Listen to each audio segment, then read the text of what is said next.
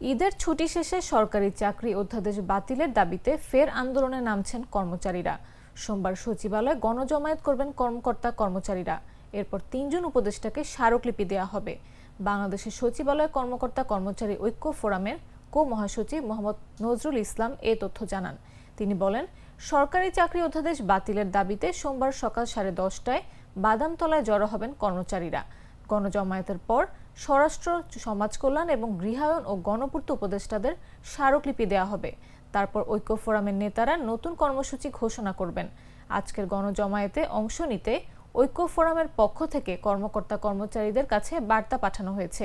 কর্মচারী নেতারা জানিয়েছেন, সরকারি চাকরি অধ্যাদেশ পর্যালোচনার জন্য আইন উপদেষ্টার নেতৃত্বে কমিটি গঠন করা হলেও কমিটি আমাদের সঙ্গে কোনো যোগাযোগ করেনি।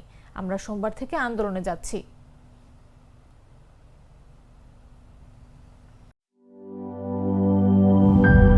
নাটা জেলি আর পানীয়র এক অসম কম্বিনেশন ড্রিঙ্কো। চিল থাকতে চান? ড্রিঙ্কো চা বান।